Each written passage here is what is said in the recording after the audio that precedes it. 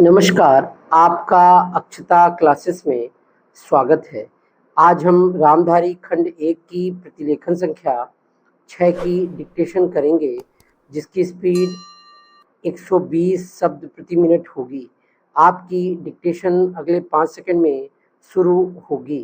5, 4, 3, 2, 1 start. उपाध्यक्ष महोदय, तब उन लोगों को कुछ आशा हुई कि हम लोग भी उसी तरह चल सकते हैं जिस तरह से पहले चल रहे थे।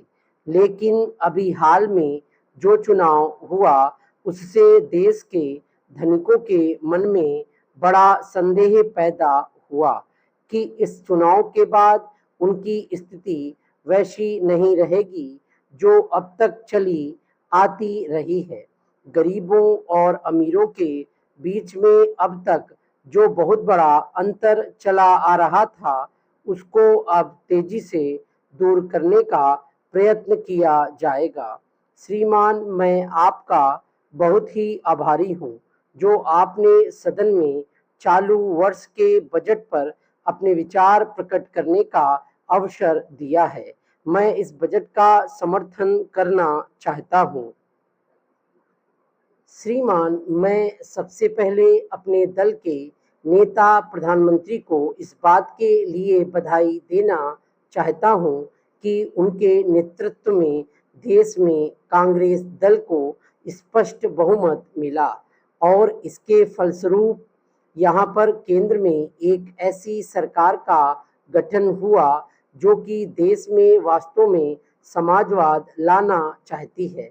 मैं वित्त मंत्री जी को इस बात के लिए बधाई देना चाहता हूं कि लोकसभा के मध्यावधि चुनाव में जनता द्वारा कांग्रेस दल को जो आदेश दिया गया था उन्हें स्मरण है और वह तन मन धन से उसका पालन करना चाहते हैं।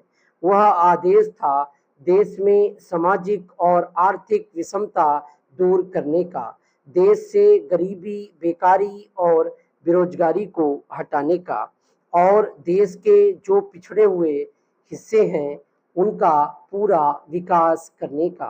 साथ ही साथ इस बात का भी आदेश था कि देश के अंदर इस प्रकार की सामाजिक और आर्थिक व्यवस्था पैदा की जाए जिसके अंतर्गत जनता शोषण से मुक्त हो सके। श्रीमान, यह ठीक है कि देश में कृषि के क्षेत्र में उत्पादन में वृद्धि हुई है, परंतु इसके साथ ही साथ यह भी दृष्टि में रखना चाहिए कि लागत में भी पूरी वृद्धि हुई है।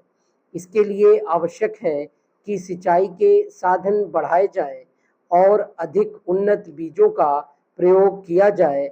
आज कृषकों को कृषि के यंत्र मिलने में बहुत कठिनाई हो रही है, जैसे छोटे छोटे ट्रैक्टरों का देश में बड़ा अभाव है।